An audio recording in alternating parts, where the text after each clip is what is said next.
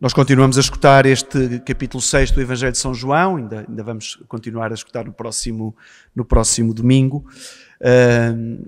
E se repararam, hoje já aparece aqui uma referência grande à Eucaristia, que não é Jesus quem a dá, são os próprios judeus que começam a discutir entre si. Jesus continua a falar de um pão, que como temos vindo a falar nos últimos domingos, que é esta palavra de Deus, ele que é a palavra de Deus que é para nós, e os judeus mudam aqui a conversa falando aqui em carne. Como é que ele nos pode dar a sua carne a comer?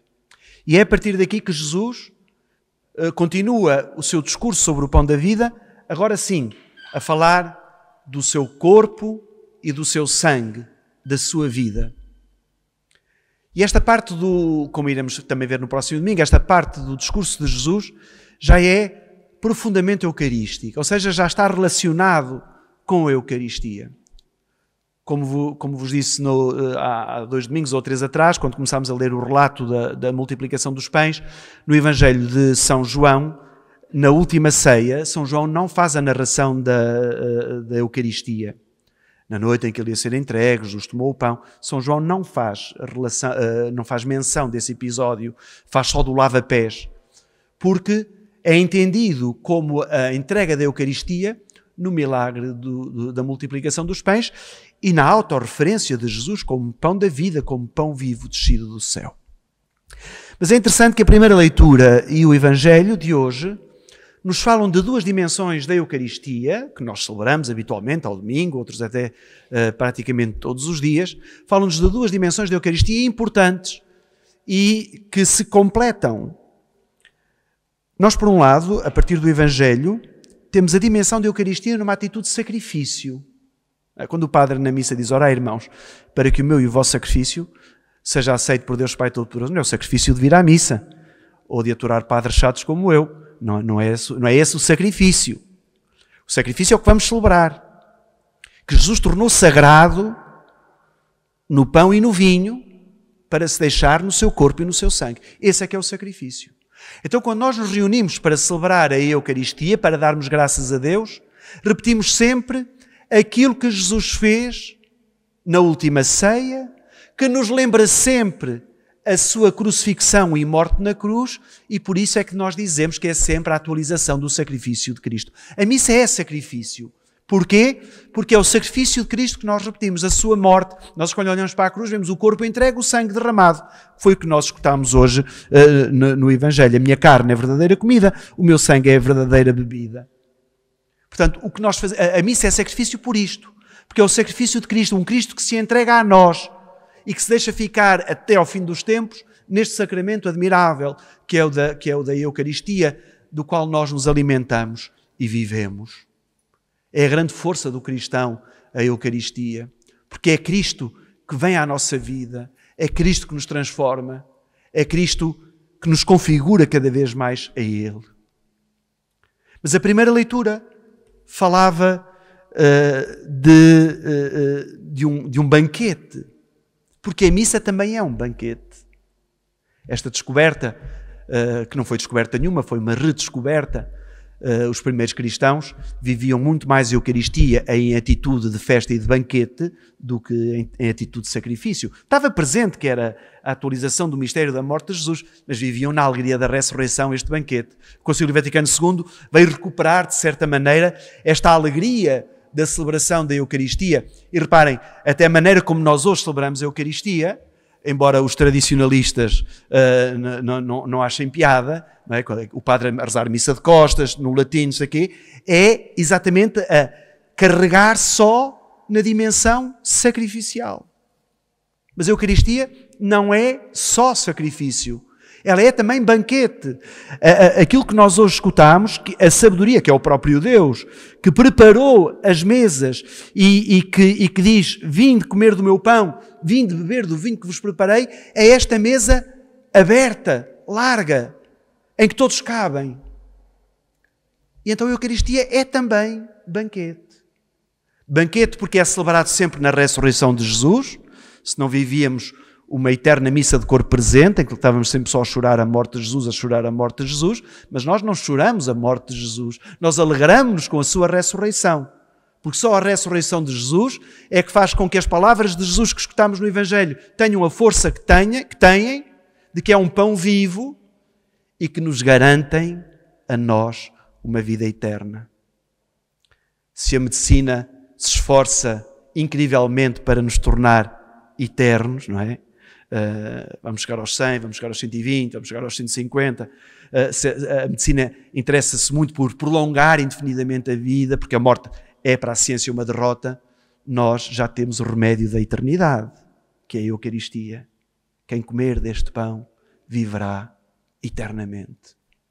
Então a Eucaristia é banquete, no sentido em que é celebrado na alegria de Jesus. E uma coisa que eu tenho repetido muitas vezes, mas nunca será demais repetir, e também às vezes fazer eco do que o Papa Francisco também o tem dito, nunca pensarmos na comunhão como uma medalha de bom comportamento. Porque isso seríamos elitistas com um sacramento que é gratuito e aberto a todos. A Igreja não pode ficar contente em fazer da comunhão medalhas de bom comportamento a quem se portou bem, mas em esforçar-se para que todos os seus filhos se aproximem da Eucaristia, para que entrem neste processo de conversão e de renovação interior, de configuração com Cristo. Porque às vezes corremos também aqui o risco, sobretudo estas pessoas que têm uma fobia no estar na graça de Deus e no 100%. Ninguém está 100% para receber Jesus. Ninguém. Quem é que aqui, antes de comungar, não reza, Senhor, eu não sou digno? Alguém que não reza? Rezamos todos. Já estamos a reconhecer aquilo que somos. Não somos dignos. Nenhum de nós. O Papa também reza esta oração. O mais santo dos santos rezou esta oração. Senhor, eu não sou digno. Mas não se trata da dignidade de quem recebe, mas da dignidade de quem vem ao nosso encontro. Por isso, com razão, se diz que a comunhão não pode ser entendida como uma medalha para os bons, mas como se fosse um medicamento para aqueles que estão doentes. É isto que é a Eucaristia em nós. E então alguns podem perguntar, mas agora vale tudo, agora toda a gente pode comungar, independente. Não, calma. A consciência é que manda, não é o padre que manda, é a consciência. A consciência é que manda, aproximar ou não aproximar. Mas a partir desta certeza, de que quanto menos eu me aproximo de Jesus na Eucaristia, menos próximo estou dele. E então tenho que olhar para a minha vida e perceber o que é que me está a afastar de Deus, o que é que me está a impedir da comunhão. E quais são os esforços que eu tenho de fazer para me aproximar da comunhão. E temos aqui também na segunda leitura hoje que nos ensina a fazer este discernimento. Quer a primeira leitura, quer a segunda, aparecem os insensatos. Os insensatos na Bíblia são aqueles que vivem como se Deus não existisse. Não querem saber. Vivem como se Deus não existisse. E na sabedoria diz, e de dizer aos insensatos, venham comer do meu pão, venham beber do meu vinho. Na segunda leitura, não vivam como insensatos, mas como pessoas inteligentes. O inteligente é aquele que vive com Deus na sua vida. É aquele que percebe que a sua vida só tem sentido com Deus. É uma pessoa inteligente. Quem não quer saber de Deus para nada é um insensato. Anda à toa neste mundo. Então, merecedores da comunhão, sempre indignos, porque nunca estaremos a 100% purificados, porque a maldade está sempre aqui presente connosco. É a mudança de vida. Jesus opera este milagre em cada um de nós. A comunhão torna-nos melhores. A comunhão faz de nós melhores pessoas. Começamos a viver neste dinamismo em que a Eucaristia toma conta de nós e nos compromete numa vida melhor. Em 2006, morria na Itália um rapaz com 15 anos. Todos nós o conhecemos, Carlos Acutis, que vai ser agora canonizado para o ano pelo Papa Francisco. Este miúdo morreu com 15 anos. E para ser santo com 15 anos, aproveitou todos os momentos da vida dele, como ele próprio dizia. Não tenho pena de morrer, porque vivi cada segundo da minha vida.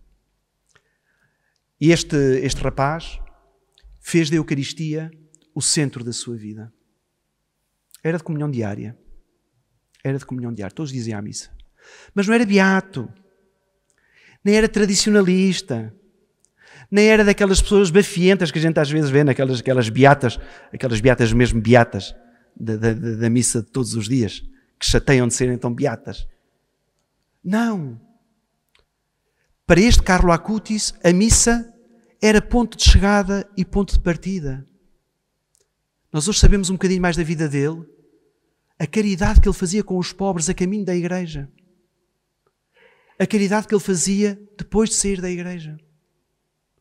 O caminho para a missa e o caminho de regresso eram caminhos de encontro com os mais pobres. Que nunca ninguém soube. Só no velório. É impressionante quando nós lemos, isto agora é muito acessível, porque há processos, as pessoas, algumas delas ainda estão vivas, os pais estão vivos. Como é que, de uma maneira muito humilde, muito discreta, ele dava o dinheiro da sua mesada aos mais pobres. Uma vez chegou a casa sem ténis, porque estava a chover e estava uma pessoa sem abrigo. Ele vinha da missa, sem abrigo, descalço. Ele tirou os ténis, deu-lhe os ténis, porque sabia que em casa tinha ténis e aquele sem abrigo não tinha. E às vezes isto contrasta com a nossa vida, porque nós vimos à missa, comungamos, mas depois passamos a vida a dizer mal da vida, mal dos outros, mal de tudo. Em que a Eucaristia não mexe connosco, em que Jesus não tem maneira de pegar em nós, porque nós não deixamos que a Eucaristia nos transforme e nos mude. Este Carlo Acutis tem duas frases sobre a Eucaristia que eu gostava de as lembrar aqui e que fossem... É de um miúdo em 2006, quase todos nós, menos aqui esta malta, já podia estar neste mundo, mas não tinha consciência disso. Em 2006 todos nós estávamos aqui de cabeça a saber o que andamos a fazer.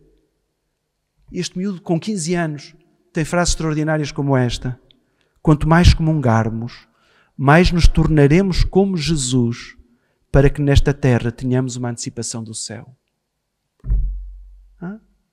Não é preciso 2000 anos de teologia para perceber que quando nós comungamos, assemelhamo-nos a Jesus. Não é Jesus que vem à nossa miséria. É a nossa miséria que se transforma em graça por causa de Jesus. E depois diz ele: todos os dias vivo a Eucaristia como um diálogo constante com Jesus, como uma autêntica esperança. A Eucaristia é a minha autoestrada para o céu. É isto que a Eucaristia faz em nós. É a nossa autoestrada, é o caminho direitinho para o céu. Então, destas leituras, o que é que nós podemos levar para a nossa vida? Valorizarmos a comunhão que recebemos. Não a banalizarmos. Não é só na fila, quando nós já saímos de casa. Isto vê-se o interesse que nós temos pela missa. Se chegamos a tempo, se chegamos sobre a hora, se chegamos depois, tanto dá. A maneira como nós nos dispomos para celebrar a Eucaristia. A maneira como nós recebemos Jesus. A maneira como nós agradecemos. E a maneira como nós fazemos do nosso dia-a-dia sacrário de Jesus, vida de Jesus. Esta semana estive a falar com um padre e ele sabe da minha ligação à Associação João XIII e disse: o problema é que nós católicos fazemos de Jesus um sem-abrigo no nosso coração. Não cuidamos dele, não cuidamos dele, está um sem-abrigo no nosso coração. Então nós podemos pegar nesta força que é a Eucaristia, transformadora, e percebermos que é a atualização do amor de Cristo em nós como sacrifício, mas é um profundo banquete em que todos estão convidados a aproximar-se deles. E que este pequeno beato Carlo Acutis seja para nós inspirador e que a comunhão que nós fazemos entre cada vez mais na nossa vida como esta autoestrada que nos conduz ao céu. Que assim seja.